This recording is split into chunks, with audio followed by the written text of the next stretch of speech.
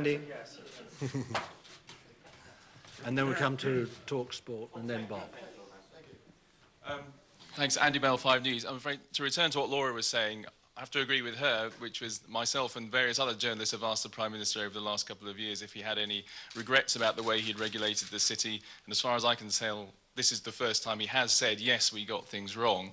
And I'd just like to return to you, Mr. Balls, to say, is this now the admission that decisions made by you with the current Prime Minister now at the Treasury is an admission that New Labour got things wrong and partly put us in the mess that we're in now? I've said to you many times in the past, during that period on financial regulation, in retrospect, we should have been tougher.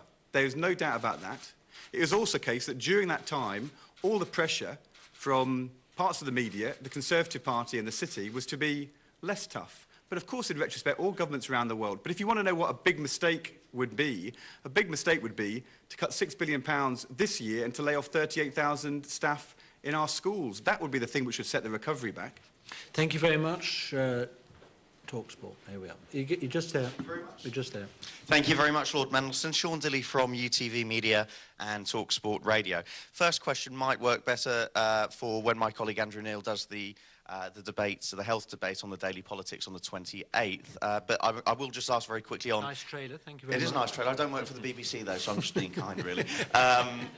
So anyway, well, it was relevant. The question anyway, on NHS spending, the Tories are claiming they're going to spend more money year on year on the NHS. They say that they guarantee funds will actually rise year on year. So firstly to Andy, who will spend more money, and also Mr. Balls, where do you get this figure of 18,000 redundancies in back office costs? Because I don't know, but I would imagine the Tories would say that they dispute the figures on the basis they are going to be not filling some back office jobs, not making people redundant. Okay, 2 cracking questions. Andy? Okay, thank you very much, Sean. Of course, the spending review comes later this year, but what we have said is that we will be guaranteeing the NHS budget in real terms. PCTs in England are getting a 5% increase on average this year, so the NHS has got good growth this year, and we're saying for the 2 years after this year, the PCT budgets will be guaranteed in at least real terms. So the commitment is pretty plain.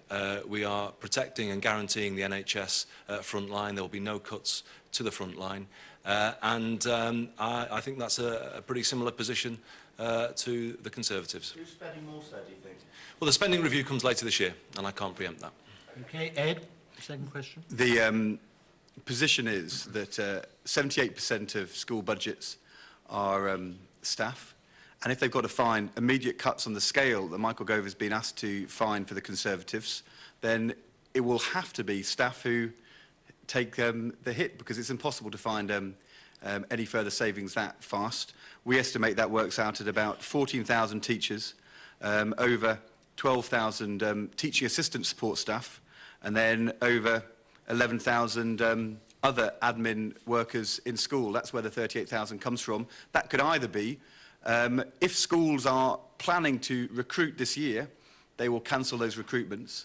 But for many primary schools where you won't have that scale of staff turnover, they'll have to decide, do we lay off a teacher? Do we lay off a classroom assistant? Do we lay off one of the people who help the school to run and to be more effective? And that will be decided, I'm afraid, by thousands of head teachers around the country where the Conservatives to win. Bob? Can I ask you about the TV, to look forward to the TV debates tomorrow?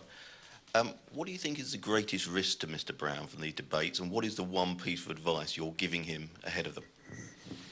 Be yourself, be clear, be straight with people, and don't compete with Mr. Cameron in personal insults. Yep. I can't see you. There's a very large camera in front of your head. So Jim Pickard, Jim, Financial Times. It's really, sorry to take things back to the deficit yet again, but Lord Mandelson, you said earlier that the Tories were giving no details of the pain to come in what they would do to public services, but there are very many public services which you aren't ring-fencing either, whether it's the DfT, transport, whether it's councils, whether it's universities. Isn't it time to be more clear about the implications of what budget cuts to these in the next 5 years would do, whoever's in power? Well, the departments you mentioned have already been clear about the efficiency savings they're making, my department included. and we're realising around £15 billion worth of efficiency savings, elimination of waste, doing things better and more cheaply, and removing certain costs from our budget. So we are being very honest with people.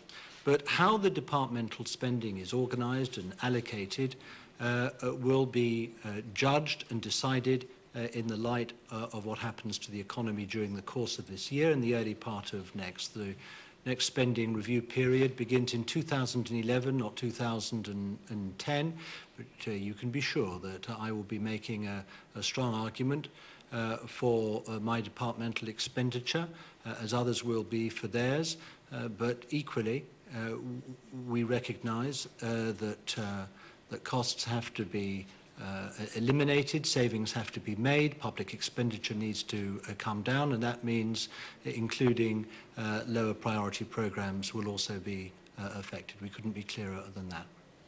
Yes? Thank you. Alex Stevenson from politics.co.uk. Question for Bill, just following up your first answer on financial regulation. Your central defence seems to be that what you're saying is that we were less wrong than the Tories. So aren't voters looking at that just going to think, well, I probably won't bother with either of these two parties and look elsewhere? Well, I'm not really sure if that will be quite how the voters will think about it, to be honest. I think they'll be thinking to themselves about how will the choice between Labour and Conservative affect jobs this year, affect their tax credits, affect their family budgets. On the particular issue you raise, look, I was asked by on the Today programme a year or so ago whether better financial education in schools could have solved the problem. Evan Davies asked me that question, and to which the answer was, I'm afraid, I'm rather in favour of better financial education in schools, but some of our most financially educated bankers around the world got this one wrong.